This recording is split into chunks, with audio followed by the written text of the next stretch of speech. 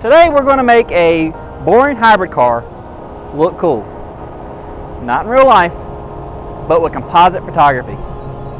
I'm a photographer, not a magician. Or am I?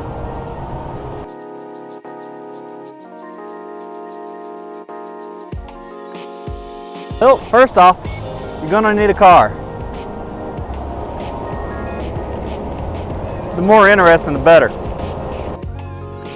I used to be cool, and I had a cool car, but since then I had to sell it because of dad life. Next, you're going to need a DSLR or mirrorless camera that has a manual function. You can't take a photo without a camera. A tripod, and then you're going to need a powerful strobe. I suggest a 400 watt or more if you're going to do this in direct sunlight, like we're going to probably try to do today. Probably going to have some shade in a little bit. All right, the next thing you need to do is get your car in position. Get it into the position that you want, because we're only going to be doing this for one shot, and it's pretty much stationary the entire time. You're going to be moving around the car. So keep in mind about your background. Try to make it as interesting as possible. But in this case, do as I say and not as I do, because right now we're in a kind of a depressing parking lot. But it'll make do for this type of video.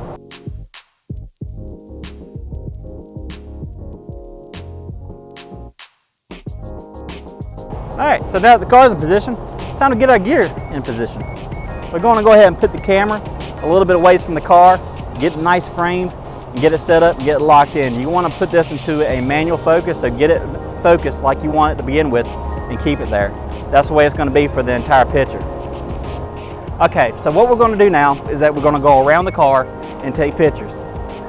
Each time I take a picture triggered by this flash, it will trigger my camera from over there, which is located off camera, off to that direction.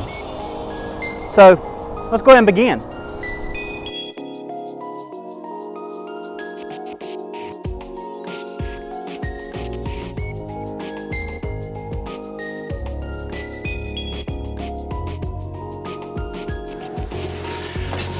Alright, now we're back at my home studio. We're now ready to edit these pictures and put them into a final composite. Let's go ahead and take a look, see what we got to do. I like to shoot my photos in RAW when I'm out and about shooting my photos, so that I have more dynamic range when I come into Lightroom, where I can adjust and move things around.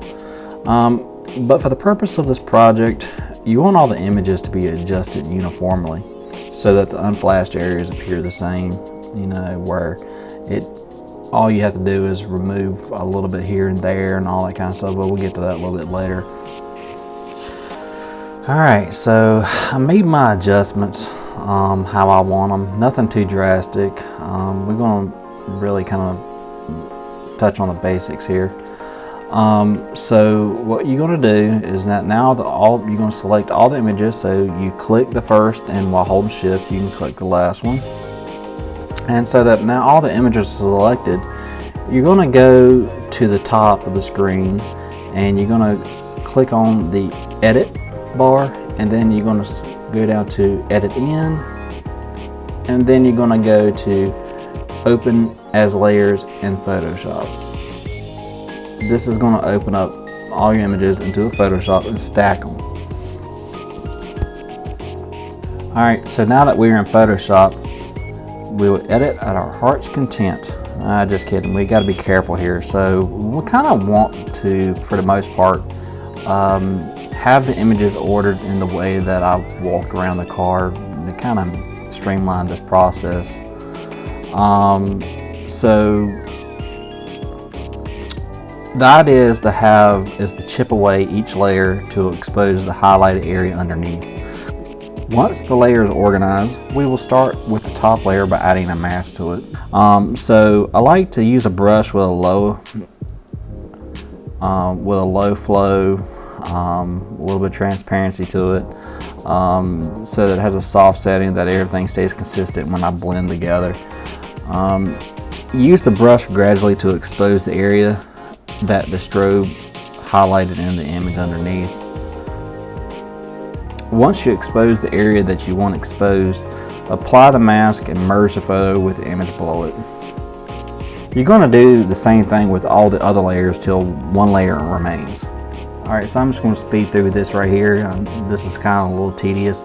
So pretty much it's the same process for the first layer. You just work through until you get the highlighted area that you desire.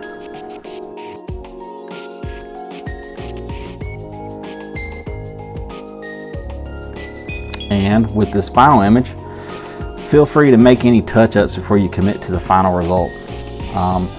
In this particular photo, what I'm going to do is I'm going to edit some of that little background where the trees are in the background and kind of give it make it appear almost like it's an ad or something like that. I mean, after all, we are in the advertising and graphic design program, so let's go ahead and give us a good hero image to work with so we can possibly make this into an ad if we wanted to. So here it is, the final result.